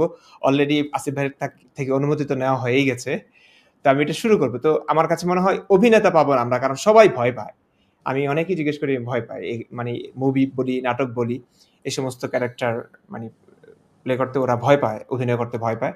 তো আমরা যারা ভয়কে জয় করে অন্তত সামনে চলে এসেছি, আমার কাছে মনে হয় আমাদের অভিনেতার যথেষ্ট আছে এখানে, সবাই স্মার্ট, সবাই খুবই সুন্দর, মানে কথাবার্তা সবকিছুই দারুণ, মানে দারুণ হতো আর কি, দারুণ হতো। আমি জানি না, আমি হয়তো সামনে এই স্বপ্নটা দেখছি, আমি সামনে হয়তো এটা একই জায়গায় যদি সবাই একসঙ্গে একত্রিত হই আমরা নাটকও বানাতে পারবো। আমরা যদি সবাই বাংলাদেশে থাকতে পারতাম, আমাদের কিন্তু সবার আসলে বাংলাদেশে একসাথেই থাকার কথা, তাই না? ধরেন বাংলাদেশটা যদি এরকম একটা দেশ হইতো যেখানে আমরা আমাদের মতামত নির্বিঘ্নে নির্ভয় দিতে পারতেছি, তাহলে কিন্তু আমাদের এক একজনের এক এক দেশে চলে যেতে হইতো না। এখন যে জিনিসটা হচ্ছে যে আমাদের এক একজনের এক এক দেশে চলে যেতে হয়েছে, এবং এটা যদি না হইতো, বাংলাদেশে যদি বাক স্বাধীনতা থাকতো, তাহলে কিন্তু আমরা সবাই একসাথে থাকতে পারতাম, এবং আমরা একসাথে থাকতে পারলে কিন্তু আমরা এই জিনিসগুলো নিয়ে আমরা মুভিও তৈরি করতে পারতাম। বা হ্যাঁ, আপনাদের প্রত্যেকের ভিতরে আমি যে এই জিনিসটা দেখেছি যে যারাই আমাদের এই আন্দোলনের সাথে যুক্ত হয়েছে প্রত্যেকে একদম মেধাবী মানুষ, একদম মানে ছাঁকনি দিয়ে তুলে আনা যে মানে ইয়াগুলা আছে না, সেই সেই জিনিসগুলা, মানে দুধের যে স্বরগুলা থাকে সে একদম স্বরগুলা, যে যেমন ধরেন আপনার এই যে এখন যে ইমরান ভাই যে ভিডিওগুলা বানাচ্ছেন, এবং আপনারা দুইজন মিলেই যে জিনিসটা বানাচ্ছেন, একজন ভিডিও এডিটিং করছেন, একজন স্ক্রিপ্ট লিখছেন এবং ভিডিও তৈরি করছেন, মাসুদ ভাই যেটা করছে, আসাদ ভাই যেটা করছে, আসাদ ভাইয়ের যে ভিডিও মেকিং, যে লাইটিং এর যে কাজ, এই জিনিসগুলা কিন্তু আপনাদের প্রত্যেকের খেটে খেটে খেটে খেটে ধাক্কা খেতে খেতে খেতে খেতে শিখতে হয়েছে। কিন্তু এই জিনিসগুলা কিন্তু ধাক্কা খেতে খেতে শেখার দরকার ছিল না। আমরা যদি একসাথে বাংলাদেশে হুম, নির্ভয়ে যদি আমরা থাকতে পারতাম, আমরা কিন্তু একটা কোনো একটা জায়গা থেকে এই জিনিসটা শিখে শিখে নিতে পারতাম, এবং আমাদের এই ছোট ছোট কন্ট্রিবিউশন গুলাকে যদি আমরা একত্রিত করতে পারতাম, তাহলে কিন্তু আমরা মুভি মেকিং, নাটক তৈরি, সমস্ত কিছুই আমরা অনেক কিছু করতে পারতাম। কিন্তু আনফরচুনেটলি আমাদের এখন দেশে পৃথিবীর বিভিন্ন জায়গায় ছড়ায় ছিটে যেতে হয়েছে, এবং আমরা আমাদের কাজগুলাকে একত্রিত করতে পারছি না। হয়তো একদিন আমরা একত্রিত করতে পারবো, সেদিন আমাদের মানে কার্যক্রম আরো ১০০ গুণ বেড়ে যাবে। জি। আসিফ ভাই, এই ইন্টারনেটের কারণে সেটা সম্ভব, এবং আপনি মেধাবী যেভাবে বলছেন তার চেয়ে আমার মনে হয় যে হ্যাঁ, ডেডিকেশনটাও আপনি আপনি নিজের ডেডিকেশনটা দেখেন না ভাই, সংশয়.com দেখে আমি শুধু মানে বা যাদের আমাদের আমাদের কিন্তু এই চিন্তার মানুষের মধ্যে অনেক মেধাবী মানুষ ছিলেন যারা রিটায়ার করে ফেলছেন, বিশেষ করে কেউ কেউ দেশ ত্যাগের পরে রিটায়ার করছেন, কেউ ব্যক্তি জীবনে অনেক কারণে রিটায়ার করছেন, কিন্তু ওই যে আপনি লেগে আছেন, হ্যাঁ, এই একদম সেই এক যুগ পের হয়ে ১.৫ যুগ হয়ে গেল প্রায়। ইমরান ভাইয়ের এই যে ডেডিকেশন, উনি যেভাবে প্রেজেন্ট করছেন খুব অল্প সময়ের মধ্যে আমরা দেখতে পাচ্ছি একদম বিশাল পরিবর্তন। আমাদের এই স্ক্রিনে রায়ান জুয়েল ভাই আছেন, উনি এই তিতা টিভিতে বেশ এই খটকা লাগে না এটা খুবই পরিচিত প্রগতিশীলদের মধ্যে। তো তিনি একটা সময় কিন্তু সবকিছু বন্ধ করে দিতে বাধ্য হয়েছিলেন বাংলাদেশ থাকলে যেটা হয়। তারপরে ওই যে জীবনের একটা তো একদম শেষ বয়স, তাই না রায়ান জুয়েল ভাই, মানে মধ্যবয়স পার করে ফেলছেন, তো তারপরেও তিনি শুধুই কথা বলবেন বলে দেশ ত্যাগ করছেন, যে এখন খুবই নিরাপদে উনি আছেন। আর এই তো, আর মাসুদ ভাইয়ের ব্যাপারটা তো সত্যি দেখেন, শুধু ওই ডেডিকেশনটাই সবার আগে উপরে আমি দেখি, ডেডিকেশনটা মারাত্মক। সামনে তো আরো সম্ভব হচ্ছে, আপনি যেটা বলছিলেন আমরা আরো কানেক্ট হইতে পারি কিনা, এটা রিমোটলি করা যায়, মানে আমার মনে হয় এটা যাবে সামনে। আমরা আম, আরো এআই যেভাবে আমাদের সাহায্য করছে, তাতে আমরা একসাথে অনেক কাজ করতে পারবো ভাই। আসিফ ভাই, খুব অল্প অল্প এক যুগের মধ্যে একটা একটা আপনি নিজে এটা এনজয় করেন আমি জানি, মানে আপনি করবেন আমার আমার বিশ্বাস। আর তাও আমি প্রশ্নটা করি দর্শকদের উদ্দেশ্যে, যে আমাদের আহ, চোখের সামনে দেখা, আমি আমি আমি সাক্ষী দিচ্ছি যে ব্লগে আমাদের যারা পরিচিত মুখ ছিলেন, মানে মুখ বলতে লিখতেন আর কি, সেটা নাম হোক হয়তো অনেককে আমরা দেখিনি, ব্লগার কিলিং শুরু হওয়ার পরে যেভাবে সবাই এই চাপাতিবাজদের কাছ থেকে নিজেকে সেফ রাখার জন্য নিরাপদ আশ্রয়ে থাকার চেষ্টা করেছেন, মানে তারা আমাদের চাপা দিয়ে দিয়ে দৌড়ে যেত। এক যুগের ব্যবধানে দেখেন এখন তারা তাদেরকে আমরা সুন্দরভাবে, কোনো অস্ত্র নাই আমাদের কাছে, কিন্তু সুন্দরভাবে বলি যে আপনাদের আদর্শটাই এসে আমাদের বুঝিয়ে যান, তারা কিচ্ছা দৌড় দেয়, লঙ্গিটা কাঁচা মারিয়ে দৌড়, ধারে কাছে থাকে না। কেমনি উল্টে হয়ে গেল বাস্তবতা। হ্যাঁ, এই যে ফেসবুকে যখন ফেসবুক বা ব্লগে যে জিনিসটা হইতো যে আম, আম, পরিচয় দিতে হইতো না, তো ফেক আইডি তৈরি হুম, করে গালিগালাজ করতো। একটা সময় তো প্রচুর গালিগালাজ খাইতে হয়েছে আমাদের, যখন হুম, মনে করেন 2007-8 সালের দিকে যখন ফেসবুকে প্রথম লিখছি আমি যে আমি একজন নাস্তিক, শুধু এইটুক লিখছি আমি একজন নাস্তিক, আমি ধর্মে বিশ্বাস করি না। কি পরিমাণ যে গালি খাইতে হইছে, কি পরিমাণ ভয়াবহ অবস্থা। সামারিন ব্লগে প্রথম যখন রেজিস্ট্রেশন করি তারপর লিখলাম যে আমি ধর্ম বিশ্বাস করি না। এইটা লেখার সাথে সাথে আমাকে একদম মানে উড়াধুরা গালিগালাজ। তো এখনকার সময় সেই জিনিসটা কল্পনা করি যে এখন পরিস্থিতি কত চেঞ্জ হয়ে গেছে। এখন দেখা যায় মুমিনদের কি মানে নাস্তিকরা বরঞ্চ মানে দেয়, গালিগালাজ করে। এই চুনাহাগা মুমিনরা কোত্থেকে আনছেন? এরকম দেখি। দেখার পরে এই জিনিসটা মজাদার যে এই গত ১২-১৪ বছরের পরিস্থিতি কিভাবে পাল্টায় গেছে এবং কিভাবে আমাদের রাস্তাটা আস্তে, আস্তে একটু প্রশস্ত হইছে। আমাদের হাঁটার রাস্তাটা একটু প্রশস্ত হইছে। আগে তো ভয় থাকতে হইতো, আতঙ্কিত থাকতে হইতো। কোন জায়গা থেকে কে এসে কি করে ফেলে সেগুলো কিছুই আমরা জানতাম না। কিন্তু এখন দেখতে পাচ্ছি নতুন, নতুন মানুষ আসতেছে, নতুন, নতুন শক্তিশালী, শক্তিশালী সব যোদ্ধারা আসতেছে এবং তারা এসে আরো ধামাকা লাগায় দিতেছে। এই জিনিসটা তো খুবই এনজয় করি, খুবই ভালো লাগে। কিন্তু সেই সাথে এটাও সত্য আসাদ ভাই যে, যে জিনিসটা সবসময় আমরা বলি যে, বাংলাদেশে কিন্তু অনেক যারা ইয়াং ছেলেপেলে আছে তারা হয়তো আবেগের বশে অনেক সময় বা একটু উত্তেজনায় বা ধরেন নতুন একটা জিনিস আপনি জানলেন। এটা খুবই স্বাভাবিক যে ইয়াং বয়সে আ যখন আপনি ১ম ধরতে পারবেন যে আপনার সাথে আসলে একটা প্রতারণা হইছে। আপনাকে একটা প্রতারণার মধ্যে রাখা হইছে। আপনাকে যে গল্পগুলা বলা হইছে সেই গল্পগুলা আসলে আদৌ সত্য না। এই যে ইহুদি বুড়ি কাটা বিছায় রাখতো, এই টাইপের গল্প-টল্প শুনে তো আমরা ছোটবেলা থেকে বড় হইছি, তাই না? মানে এইগুলা যে সমস্ত বাটপারি এবং আসলে যে নবী যদি এরকম ইহুদি বুড়ি থাকতো, নবী রাতে গিয়া ইহুদি বুড়িরে কি করতো এটা ভাবতেই আমার গায়ে কাঁটা দিয়ে ওঠে, তাই না? এরকম তো ইহুদি বুড়ি আ ও মানে কাঁটা বিছায় রাখছে, একদিন কাঁটা নাই। মোহাম্মদ তো কিয়া ঝাঁপায় পড়ার কথা, রেপ করে ফেলার কথা ওই ইহুদি বুড়িরে।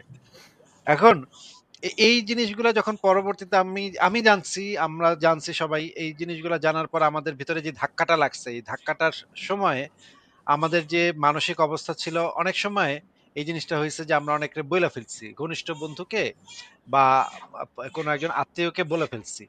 বাংলাদেশে নিশ্চয়ই এরকম অনেক ইয়াং ছেলেপেলে আছে যারা আমাদের লাইভ শোনেন বা আলোচনা শোনেন।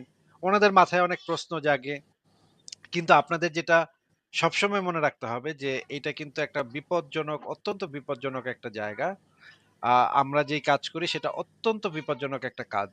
এইটার সাথে আপনার জীবন জড়িত, আপনার পরিবারের জীবন জড়িত, আপনার পরিবারের উপর অ্যাটাক আসতে পারে। কিছুদিন আগে একটা ছেলে আত্মহত্যা করছে। আমি জানার পরে খুবই খারাপ লাগছে। এই রকমের ঘটনা অনেক ঘটছে, যেগুলা লুকায় ছুপায় ঘটছে, যেগুলা আমরা হয়তো সবকিছু জানিও না। অনেক ঘটনা হয়তো আমরা জানিও না। অনেক ঘটনা আমাদের কান পর্যন্ত পৌঁছায় নাই। কিন্তু জি। এরকম ঘটনা অনেক আছে। এই কারণে আমার আ অনুরোধ সবার প্রতি থাকবে যারা এই আমাদের লাইভ শোনেন নিয়মিত, তারা এই উত্তেজনার বশবর্তী হয়ে ভাই আমাদের বিপ্লব করার দরকার নাই ভাই। আমাদের মানে জিহাদ করার মানে কোনো প্রয়োজন নাই আমাদের। আমাদের কাজ হচ্ছে চিন্তার জগতে। আমাদের কাজ হচ্ছে যুক্তির জগতে। এইখানে বেশি পাকনামি করে, বেশি সাহস দেখাতে গিয়ে একজন মানে আজকে আমি দেখলাম একটা মাদ্রাসাতে গিয়ে একটা ছেলে আ হুজুরকে কি জানি প্রশ্ন করছে যে, এই আপনার কোরআনে তো অসঙ্গতি আছে। এখন ওই লোকেরা সবাই মিলে তারে পিটা দেয়া শুরু করছে। পিটা দিয়ে এখন পুলিশের কাছে দিয়ে দিছে। এখন এই ছেলেটা এই কাজটা যে করতে গেল, এই কাজটা করতে যাওয়ার দরকারটা কি? এই মাদ্রাসাতে গিয়ে হুজুরকে মানে প্রিন্সিপালকে গিয়ে এই কথাটা বলার দরকার কি? এই ধরনের বোকার মতো কাজ যারা যদি কেউ করেন তাহলে কিন্তু এটা আমাদের জন্য বিপজ্জনক। এটা আমাদেরও খারাপ লাগে। আমাদের তখন কাজের গতিটা থামায় দিতে হয়। কাজের গতিটা কমে যায়। তো আপনারা সবসময় এই বিষয়ে সাবধান থাকবেন যে এইগুলা নিয়ে জায়গায় বেজায়গায় গিয়ে নিজের পরিচয় দিয়ে জায়গায় বেজায়গায় গিয়ে প্রশ্ন করার কোনো দরকার নেই। যদি পরিচয় আপনার প্রকাশ পেয়ে যায়, তাহলে আপনি শেয়ার দিয়ে লিখবেন, "এই নাস্তিক ইমরানের ফাঁসি চাই।" হ্যাঁ? এটা এইভাবে লিখবেন। কিন্তু কখনোই এটা লিখবেন না যে আমিও নাস্তিক বা আপনি কি, সেটা কখনো লিখবেন না। আর আসিফ যদি ভাই একটু হ্যাঁ বলেন। মানে হ্যাঁ মনে হ্যাঁ করুন বলেন। আমরা ছাত্র জীবনে আমরা অনেক প্রশ্ন করতে পারতাম না ভাই। এটা খুব খারাপ লাগতো। আমরা তো বুঝতে এসেছি। আমাদের বাবা-মা এত কষ্ট করে আমাকে ছোটবেলা থেকে ঢাকা পড়িয়েছে। আমার পেছনে অনেক টাকা খরচা হয়েছে। এখন আমরা যদি না বুঝে ইসলাম তো বোঝার জন্য এসেছি। এখন প্রশ্ন করতে না পারলেও তো খারাপ লাগে। আমরা তো এই প্রশ্নগুলো যেমন তাকদীর নিয়ে অনেক প্রশ্ন জাগতো আমরা করতে পারতাম না। সময় পেতাম না। সেই প্রশ্ন করলেও এগুলো বড় হলে এই ক্ষেত্রে বুঝবো। ওই কৌশলটা তো আসিফ ভাই বলে দিয়েছেন যে আপনি দেখেন, আমি একটা উদাহরণ দিই। আজকে ঘুম থেকে উঠে একজনের মেসেজ দেখলাম, তিনি একজন খুবই পরিচিত ওয়াজি বাংলাদেশের। তো উনি এখন আমার সাথে যোগাযোগ রাখেন, কেন রাখেন বুঝতেই পারছেন যে উনি আসলে এগুলো বিশ্বাস করেন না। উনি খুব বিয়ে করে বলছেন যে দেখেন, এখন এমন একটা বিপদে পড়ছি যে আমি এখান থেকে সরলে আমার বিপদ। আর পারিবারিকভাবে উনি খুব দোটানার মধ্যে আছেন, বিশেষ করে ওনার স্ত্রীকে উনি খুব ভালোবাসেন। এখন উনি ওনার স্ত্রীকে কেমনেই করবেন, মানে দুইজনই কিন্তু মানে কেউ কারোর প্রকাশ করতেছে না। তো আজকে একটা মেসেজ উনি পাঠাইলেন যে এই দেখেন, এই আমি মেসেজটা দেখাচ্ছি না, জাস্ট একটা ভিডিওর এটা দেখা যায় কিনা, যেটা আসিফ ভাইয়ের একটা ভিডিও আমাকে এটা পাঠাইলেন যে আসিফ মহিউদ্দিন ভার্সেস মুফতি রহমানি প্লাস তানভীর শরীফ। এই ভিডিওটা উনি আসিফ মহিউদ্দিনকে গালি দিয়ে ওনার স্ত্রীকে পাঠাইলেন। তো সেই স্ত্রী নাকি এমন জানাইছেন যে আমার ইমান নরবরে চলে গেছে গেছে অবস্থা। তো বুঝছেন, আপনার নিজের কিন্তু আসলে মানে একটা গালি দেন না রে ভাই, যে দেখা তার তো ওই বিবেকটা আছে যে এখানে ঘটছে নাকি। না, আসিফ ভাইয়ের কথাগুলো আমি বুঝতে পেরেছি। কিন্তু কিছু মানে ছাত্ররা কল্পনা করতে পারে না যে প্রশ্ন করবার কারণে সে পিটা খাবে। সে তো আসলে সবাই তার অসৎ উদ্দেশ্যে না। সে বোঝার জন্য প্রশ্ন করে। মানুষ বোঝার জন্যই প্রশ্ন করে। তো এতটা ইসলামে তো প্রশ্ন করা অমানবিক, যাবে না। এতটা হিংস্র এটা মানে ওরা কল্পনা করতে পারে না। হুম। হ্যাঁ, এবং আরেকটা ইমরান ব্যাপার ভাই বলে রাখি, যে হ্যাঁ হ্যাঁ যারা বলেন। যারা মানে আপনি হয়তো মুখোমুখি একটা মানুষের সাথে তর্ক করলেন, আপনি কিন্তু একজনের সাথে তর্ক করছেন। যারা তর্ক করতে চান তাদেরকে বলবো, আপনারা এই মুখোমুখি তর্ক না করে নিজের জীবনকে রিস্কে না ফেলে আপনারা অনলাইনে আসেন, ছদ্মনামে করেন, আপনারা 10 জনের সাথে খেলেন। আপনার দরকার নাই তো ওই একটা মানুষের সাথে তর্ক করার। আপনারা অনলাইনে আসেন, এখানে হাজার মানুষের সাথে খেলেন, ওই একজনের সাথে খেলা বাদ দিয়ে। এতে আপনারা নিরাপদ থাকবেন, আপনাদের বিস্তৃতিটা আরো বেশি হবে অনলাইনে। এই জন্যই তো অনলাইন যুগ। এই সুবিধাটা তো নিতে হবে। তারপরে তো আব্বাসী হুজুরের ওইখানে দেখলাম আব্বাসী হুজুর এক দুইটা ছেলেকে মানে ধমক দিচ্ছে এবং বলতেছে যে এই তুমি জানো আইনস্টাইন কোরআন পড়তো, তুমি জানো বিজ্ঞানীরা সব কোরআন পড়ে। এরকমের ঝাড়ি ঝুড়ি মেরে ওই কম বয়সী ছেলে দুইটাকে খুব ঝাড়ি মারলো, যে তারা নাকি নাস্তিক হয়ে গেছে বা তাদের মনে সংশয় আছে বা প্রশ্ন আছে। তো এই জিনিসগুলা যখন দেখি তখন তো মনে হয় যে এগুলা বলার দরকারটা কি, আপনারা কেন এই জিনিসগুলা প্রকাশ করতে যান? আপনারা প্রশ্নগুলা অনলাইনে করেন, অন্য জায়গাতে করেন। আপনাদের যে মানে আপনাদের ভিতরে যে ইয়াটা আছে সেটা আমরা বুঝতে পারি যে আপনাদের ভিতরে এগুলা খোঁচাইতে থাকে। যখন মানুষের মাথায় এই প্রশ্নগুলো আসে তখন খোঁচাইতে থাকে। সারাক্ষণ টুকটুক টুকটুক করে মাথার ভিতরে। এটা আমারও হইছে। আমি এই জিনিসটা জানি, এই অনুভূতিটা কেমন সেটা আমি জানি। কিন্তু তারপরেও তো আমাদের নিজের নিরাপত্তাটা সবসময় নিশ্চিত করতে হবে এবং নিজেকে সেফ রাখতে হবে। আচ্ছা, ধুর ভাই করলাম, কইরা দিলাম। এই ইসে যাওয়া যাবে না। যা আছে কপালে কইরা হুম। দিলাম। না, এইখানে যাওয়া যাওয়া যাবে না। সবসময় নিজের নিরাপত্তা বজায় রেখে তারপরে যেটা করার করতে হবে। এবং আমরা দেখেছি যে নিজের নিরাপত্তা বজায় রেখে যদি আমরা কাজগুলা করতে পারি তাহলে আমাদের আউটপুটটা আরো বেশি হয়। আরো ভালো আমরা আউটপুট সেখান থেকে পেতে পারি। কিন্তু আমরা যদি এই যে বোকার মতো হুটহাট করে গিয়ে এক জায়গায় একটা বলে দিলাম এবং মাইর খেয়ে মানে ইয়া হয়ে গেলাম, এটাতে আসলে কোনো আউটপুট নাই। এটা আমাদের আরো ওর জন্য অত্যন্ত ক্ষতিকর। হ্যাঁ, এই কথাটা বলার ছিল ভাই। আচ্ছা, আহ, আর একটা জিনিস আসিফ আমি ভাই সিক্রেট একটা জিনিস বলি সবাইকে। আমার যে ভিডিওগুলো দেখেন, এগুলো অনেক ভিডিও আছে 1.5 থেকে 2 বছর আগে রেকর্ড করা, 2 বছর আগে। আমি কেন এতদিন প্রকাশ করিনি, মানে সেগুলো এখন আমি প্রকাশ করছি, কিন্তু আমি তো আগেও করতে পারতাম না। মানে মানুষের যে চুলকানি গুলো থাকে, যে আমার মাথায় আছে, মানুষকে বলতেই ইচ্ছা করে, যে কারোর সাথে তর্কে জড়াতে খুব ইচ্ছা করে। শুধু তর্কে জড়ানো না, আমি একেবারে বানায় রাখছি, জাস্ট পাবলিশ করব। তাহলে আমার হাত কতখানি নিষ্পিস করছে, হুম, মানে একটু কল্পনা করে দেখেন। সেটাকে তো কন্ট্রোল করতে হবে, কন্ট্রোল করতে হবে। নিজের নিরাপত্তা সবার আগে। আপনি মরে গেলে ভাই আর কোনো কিছু মানে লাভ নাই করে এই তর্ক বিতর্ক করে। তো তো আগে নিরাপত্তাটা ঠিক রাখেন। বাংলাদেশ, যদি আসিফ ভাই বললো আগের থেকে অনেক এগিয়েছে, অনেক পরিস্থিতি অনেক বদলে গেছে, কিন্তু একেবারে এমন বদলেনি যে আপনি সেখানে খুব নিরাপদ। সেখানে নিরাপদ হলে তো আমরাই চলে যেতাম। আমাদের দরকার আছে হুম। হ্যাঁ কিন্তু এই ভাই একটা বাইরে জিনিস বাইরে খুব কষ্ট খারাপ করে লাগে, থাকা। রাহেন ভাই, একটা জিনিস খুব হুম। খারাপ লাগে, অনেক মুসলিম, আমার আম্মাই আমাকে এই কথাটা বলতেন, তুই তুই একাই বুঝলি, আর কেউ বুঝে না। এই যে আমাকে বিদেশ পাঠাতে চেয়েছিল, তুই সৌদি আরব যা, মক্কা শরীফে যা, কোটি লক্ষ লক্ষ মানুষ, ওরা কেউ বুঝে না, তুই একাই বুঝিস। কই তোর মতো কেউ কথা বলে? কোন আলেম কথা বলে? ওই আমি বললাম, আছে না, কতজন আছে, আসিফ মহিউদ্দিন ভাই আছে, আসাদ ভাই আছে, মাসুদ ভাই আছে, এদের কথা বলি। কই এই কয়েকজনই বুঝলি? মানে ওনারা কিন্তু এই যুক্তিটা দেন, একদিক দিয়ে আমাদেরকে কথা বলতে দিবে না, কথা বললে মেরে ফেলবে, প্রশ্ন করলেই উল্টাপাল্টা কিছু করবে, আবার ওদিক দিয়ে কেউ চুপ, আমরা যে চুপ থাকবো, এই চুপ থাকাটাকেই ওনারা মানে ব্যবহার করে হুম। ইসলামের পক্ষে। যে হুম। ইসলাম যদি মিথ্যা ধর্মই হতো, তাহলে তো এতগুলো মানুষ মানতো এবং সবাই চুপ আছে, তাহলে তো তোদেরই বোঝার ভুল। মানুষের সাইকোলজি ভাবে কাজ করে আসলে। হুম। হুম, কিছু করে না। আর যারা ধর্মান্ধ তারা তো অনেক যুক্তি দেখাবে একটার পর একটা। আমাকে তো মানুষ কমন এটা কমেন্টস বুঝে না হচ্ছে যে যে এই কথাগুলো বলতে গেলে একটা মানুষের জীবন যাবে, এবং আমাদের চোখের সামনে এমন ঘটনা আমরা অহরহ দেখছি। তো কে সাহস করে এত? এই যে মাসুদ ভাইয়ের কথা বলেন, ৮-৯ বছর ধরে সে পরিবার থেকে বিচ্ছিন্ন, তার বাচ্চা আছে, হ্যাঁ ফুটফুটে বাচ্চা আছে। মানে আপনি চিন্তা করেন, একজন বাবা তার সন্তানকে কতগুলো বছর দেখতে পারে না। মানে এগুলো কি মানুষ একটু কল্পনা করে না? কোন স্বার্থে, কোন লাভে, কোন প্রলোভনে সে তার জীবনে এই পথটা বেছে নিল? এত ত্যাগ তো সবাই করতে পারে না। পারে না, আমি তাদেরকে তিরস্কার করছি না। কারণ এটা মানে কি করবে আর? জীবনটা অনেক বড়। জীবনটা অনেক ভালোবাসার সবার কাছে। পরিবার অনেক ভালোবাসার জিনিস। এখন সবাই পরিবার থেকে বিচ্ছিন্ন হতে চায় না। মাতৃভূমি থেকে বিচ্ছিন্ন হতে চায় না। এত রিস্ক নিতে চায় না। এইজন্য বলে না। কিন্তু মানে বাক স্বাধীনতা নিশ্চিত করুন, ১ বছরে দেখবেন এই মুক্ত মানবের সংখ্যাটা কিভাবে বৃদ্ধি পাচ্ছে। 90% মুসলিমদের দেশ বাংলাদেশকে বলা যাবে না। তখন ইসলামী মুসলিমরা সংখ্যালঘু হয়ে যাবে। ১ বছর, ১ বছর। এই চ্যালেঞ্জটা কোন আলেম নিতে পারবে? যে কথা বলার সুযোগটা শুধু দিবে, ইসলামের সমালোচনা করার সুযোগটা দিবে। মারবে না, কাটবে না, কোনো মানুষের ক্ষতি হবে না। কথা এটা বলবে। যেমন আপনি জানেন, এই এটা ওরাও জানে, এই জন্যই তো কথা বলতে দেন। এটাই তো। হ্যাঁ। এজন্যই। আসিফ ভাই, তাহলে আপনার ওইখানে ১ লাখ হলে পরে আমরা এটা করতে পারি। আমি যেটা বুঝলাম যে উনি বাইরে ছিলেন, বাসায় এখনো আসছেন কিনা, মানে এটা তো আসলে মানে না পূর্ব জানাই নেই, তাই ওনার এটা আচ্ছা, জানতাম না। আচ্ছা। তাহলে ওইখানে আমরা বিস্তারিত করবো না। ঠিক আছে, ঠিক আছে। তাহলে এতক্ষণ আপনাদের সকলকে আসলে কি বলে ধন্যবাদ জানাবো, আমার ভাষা নাই। অনেক, অনেক কৃতজ্ঞ, ভালোবাসা, এবং আপনাদের শুভকামনায় যেন ভালোভাবে কাজ করতে পারি, সেই শুভকামনা সবসময় আমার জন্য করবেন, এবং করেনও আমি জানি।